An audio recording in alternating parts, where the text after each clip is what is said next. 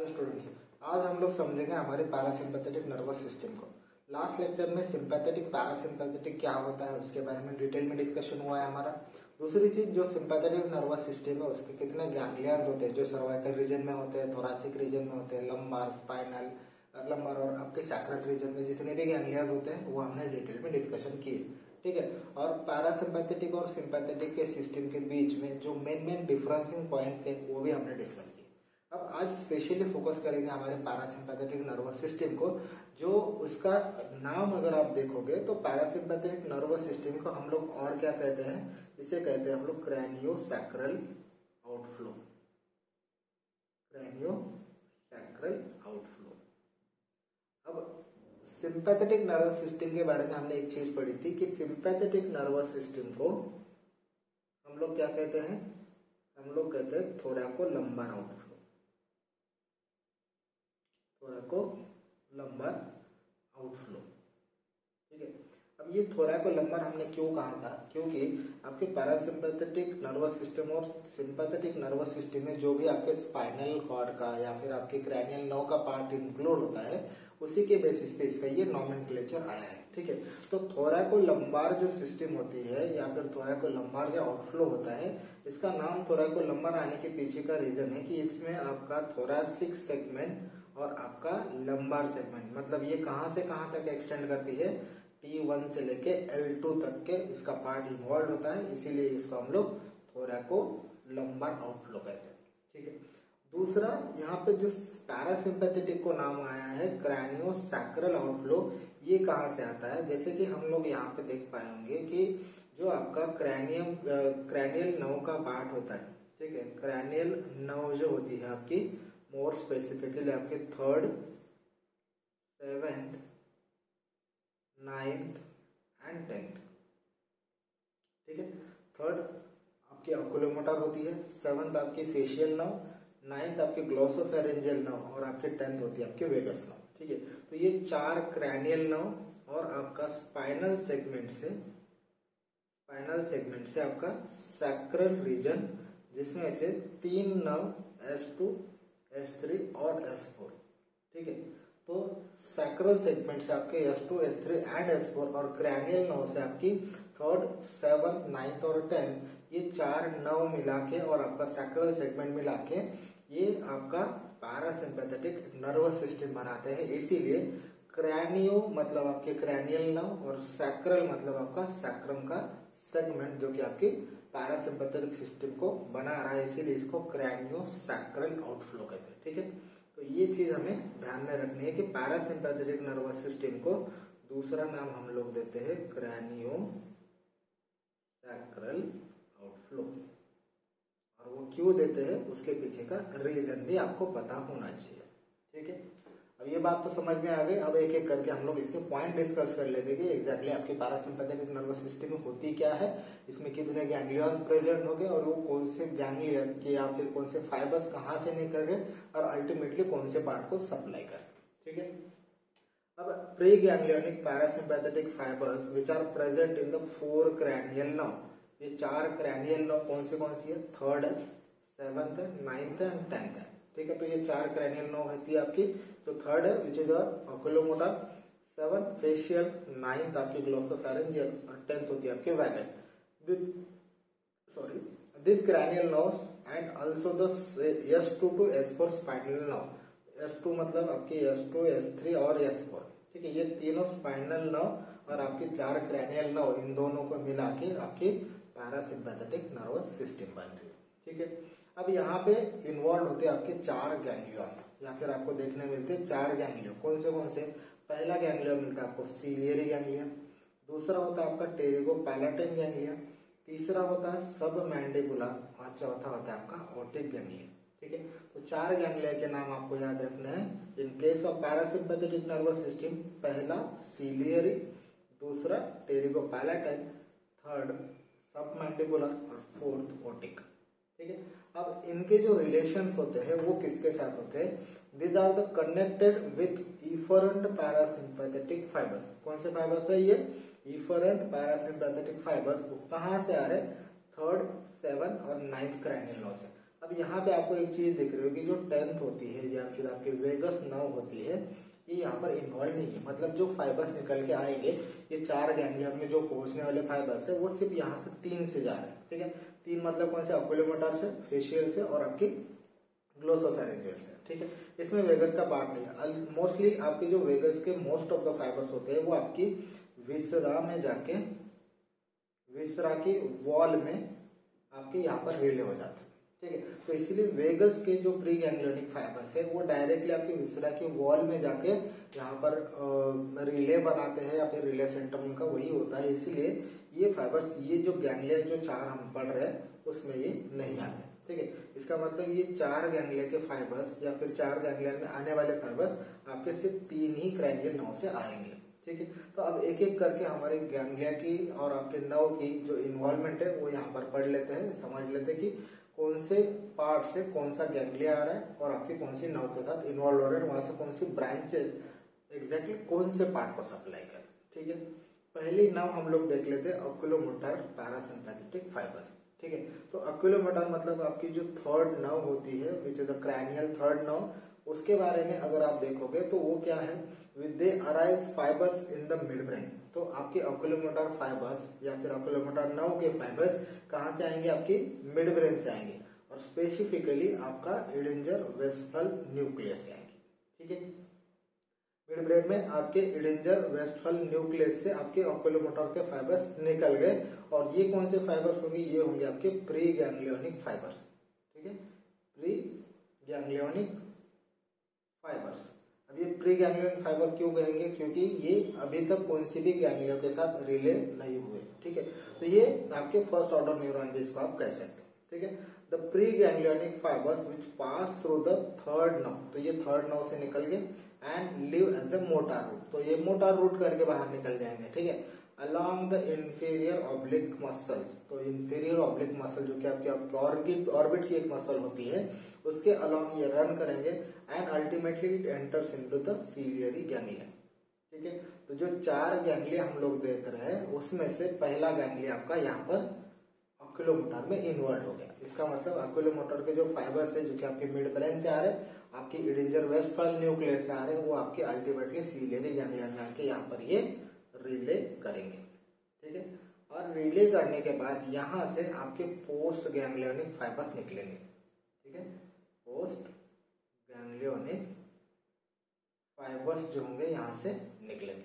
ठीक है, अब ये जो पोस्ट गैंग्लियोनिक फाइबर्स होते हैं वो आपके कहां से जाएंगे और कौन से पार्ट को सप्लाई करेंगे, इसे ध्यान रखना है।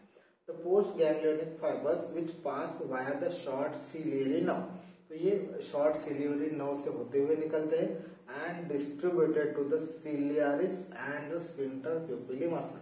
ये 2 मसल्स को यहाँ पर सप्लाई करते हैं। कौन सी है? एक तो सिलियरिस है और आपकी दूसरी है स्फिंक्टर प्यूपिली मसल, जो कि आपके प्यूपिल्स को कॉन्स्ट्रिक्ट करने में हेल्प करती है। ठीक है, तो ऑक्यूलोमोटर के बारे में क्या चीज हमने पढ़ी कि आपके ऑक्यूलोमोटर नर्व के जो भी न्यूक्लियस है जो कि आपका मिड ब्रेन में प्रेजेंट है, आपके एडिंजर वेस्टफल न्यूक्लियस का। ठीक है, वहां से प्री गैंग्लियोनिक फाइबर्स निकल गए और वो अल्टीमेटली आपके जो इंफीरियर आपकी जो ऑब्लिक मसल्स होती है उसके अलोंग रन करते हुए आपके सिलियरी गैंग्लियन में पहुंच गए।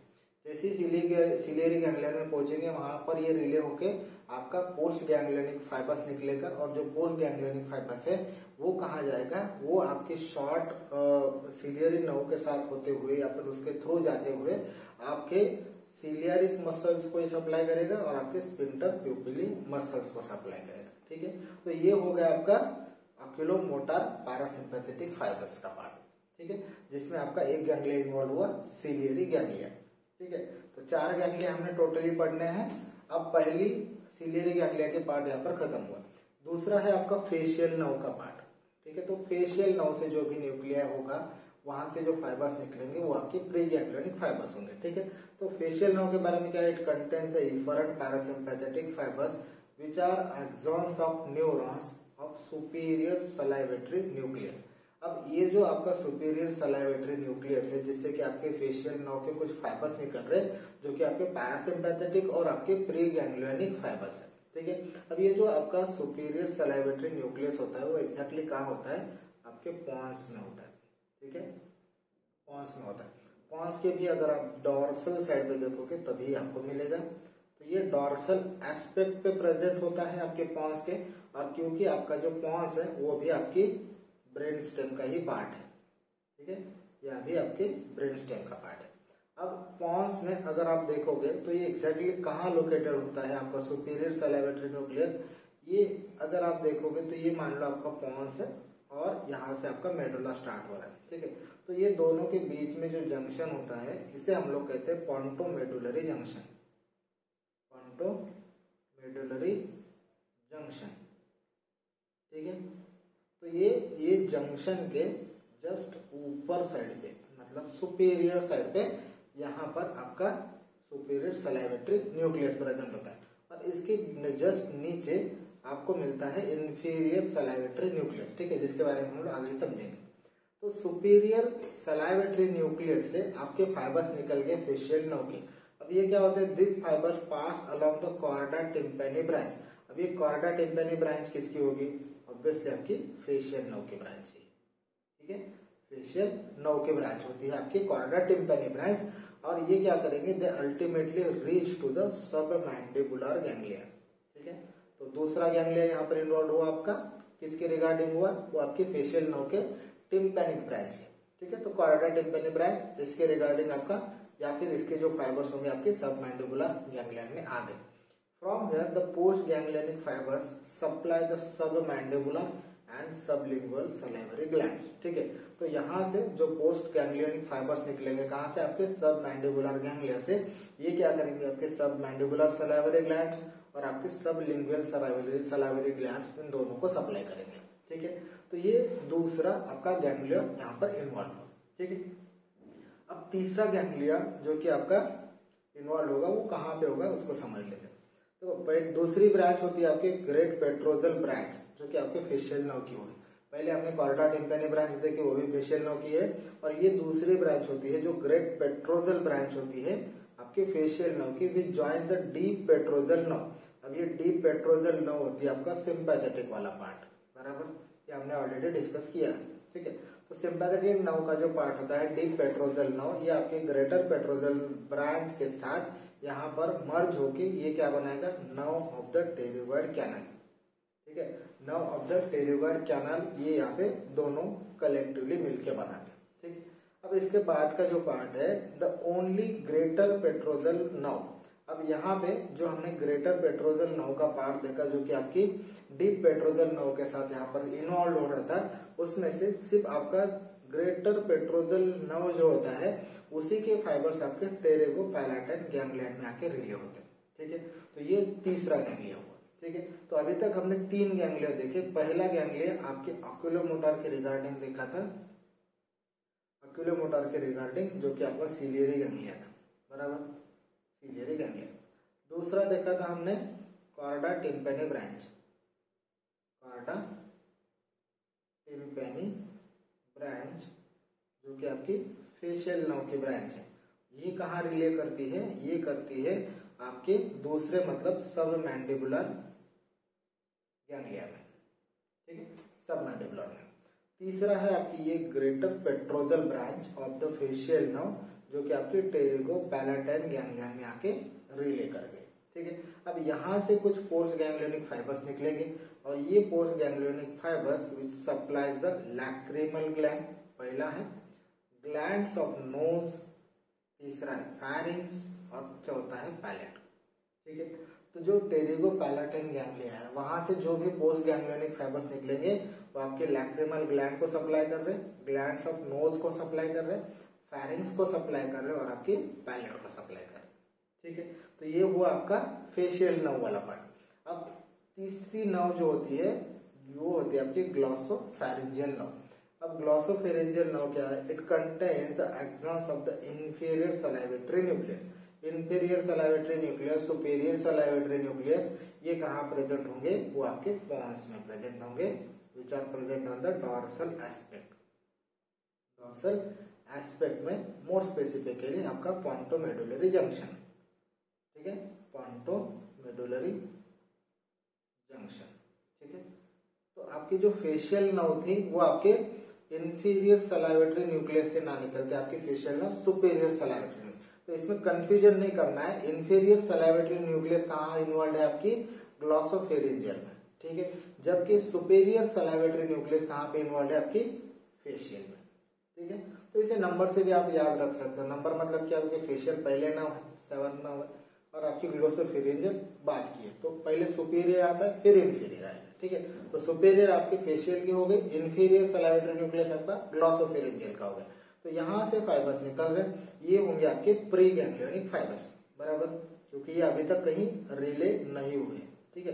ये होंगे आपके प्री गैंग्लियोनिक फाइबर जो कि आपके पॉन्स एरिया से आ रहे हैं या फिर आपके पोंटोमेडुलरी जंक्शन से आ रहे हैं, ठीक है।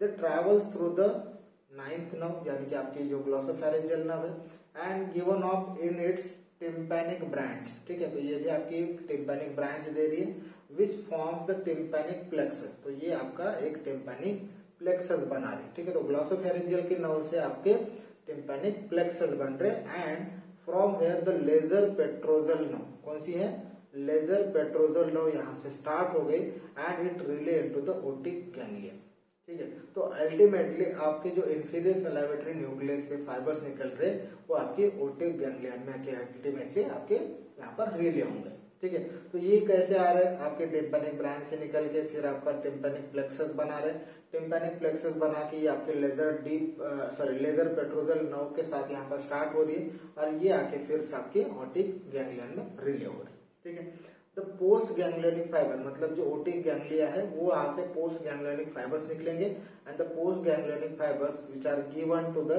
ऑरिकोटेम्पोरल नर्व, ठीक है। तो ये कौन सी नर्व के साथ आ रहा है अभी ऑरिकोटेम्पोरल नर्व को जा रहा है and to reach the parotid salivary gland, मतलब जो भी ओटिक गैंग्लिया के जो फाइबर्स होंगे जो पोस्ट गैंग्लियोनिक फाइबर्स होते हैं वो आपके कहाँ सप्लाई कर रहे हैं, वो आपके पैरोटिड सलाइवरी ग्लैंड्स को सप्लाई कर, ठीक है।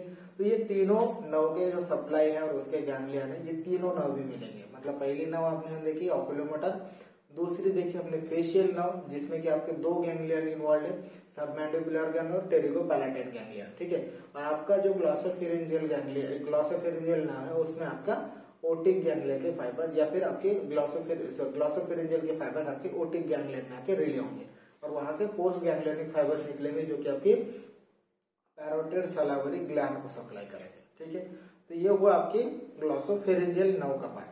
अब यहाँ पे दूसरा पार्ट है आपकी वेगस नर्व का पार्ट, ठीक है। तो वेगस नर्व में आपको कोई गैंग्लियन यहाँ पर नहीं दिखेगा, जो 4 गैंग्लियन थे आपके तीनों नर्व में खत्म हो गए। तो it contains the efferent parasympathetic fibre, अब फाइबर्स तो इसमें वही होंगे प्री गैंग्लियोनिक फाइबर्स ही होंगे क्योंकि ये आगे जाके कहीं ना कहीं रिले होने वाले हैं, ठीक है। तो पहला है कि यहाँ पर समझना कि ये जो प्री सिंपैथेटिक फाइबर्स है पैरासिम्पैथेटिक इफरेंट फाइबर्स है ये अल्टीमेटली जाते कहाँ पे, they have the origin in the dorsal nucleus of the vagus, तो आपका जो डॉर्सल न्यूक्लियस है वेगस का उसमें इनका ओरिजिन होगा, ठीक है।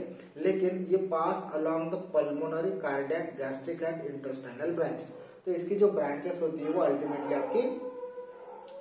आपके इंटेस्टाइन या फिर आपका जो कार्डियक वाला पार्ट है लंग्स वाला पार्ट है उसी में जाके ये आपके रिले सेंटर बनाते हैं, ठीक है। तो ये हुआ आपका वेगस नर्व का पार्ट। अब कुछ स्प्लैंक्निक नर्व के बारे में समझेंगे जो कि आपके सैक्रल आउटफ्लो का पार्ट होगा, ठीक है।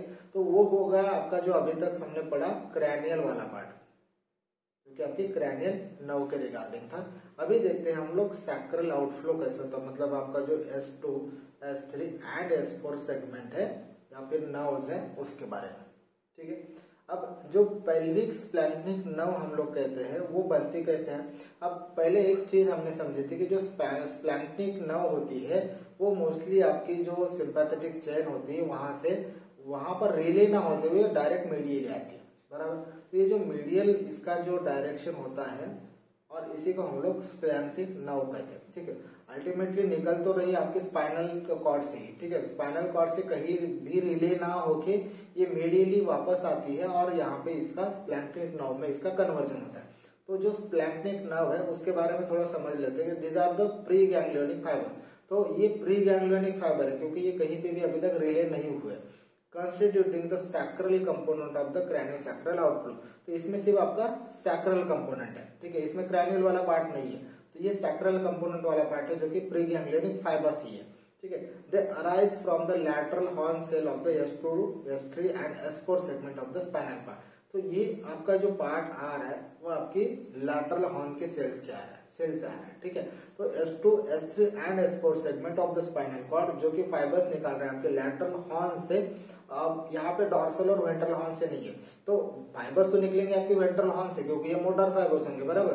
तो ये जो लैटरल हॉर्न होता है वहां से आपका S2, S3 और S4 सेगमेंट जो कि आपके स्पाइनल कॉर्ड का पार्ट है वहां से फाइबर्स, ये प्री गैंग्लियोनिक फाइबर्स करके निकलेंगे, ठीक है। The axons of these neurons pass along the ventral rami of S2, S3 and S4 now to join the inferior hypogastric plexus and to be distributed to the pelvic viscera. अब इसका मतलब क्या हुआ, जो प्री गैंग्लियोनिक फाइबर्स निकले वो कहाँ से निकल रहे हैं, आपके वेंट्रल रामा से निकल रहे हैं। वेंट्रल रामा में स्पेसिफिकली कहाँ से, S2, S3 and S4 now से टू ज्वाइन, ये कहाँ पे ज्वाइन हो रहे हैं, ये ज्वाइन हो रहे हैं आपके इंफीरियर हाइपोगैस्ट्रिक प्लेक्सस के साथ, ठीक है। इंफीरियर हाइपोगैस्ट्रिक प्लेक्सस के साथ यहाँ पर ज्वाइन हो रहे हैं and to be distributed to the pelvic viscera, और अल्टीमेटली ये किसको सप्लाई कर रहे हैं, आपके पेल्विक ऑर्गन्स को, ठीक है। तो जो भी पेल्विक एरिया के ऑर्गन्स होंगे उनको ये सप्लाई कर रहा है आपका S2, S3, S4 सेगमेंट, ठीक है। अब इसके बाद में कुछ फाइबर्स ऐसे हैं जो कि आपके इंफीरियर हाइपोगैस्ट्रिक में भी आ रहे हैं, वहां से कुछ ऊपर जाते हैं आपके सुपीरियर हाइपोगैस्ट्रिक में, ठीक है। तो some of the fibres which ascends from the inferior hypogastric plexus, तो आपके इंफीरियर हाइपोगैस्ट्रिक प्लेक्सस से कुछ फाइबर्स ऐसे होंगे जो आपके एसेंड होंगे, मतलब ऊपर जाएंगे और to reach the superior hypogastric plexus, तो ये अल्टीमेटली कहाँ जा रहा है, आपके सुपीरियर हाइपोगैस्ट्रिक प्लेक्सस में।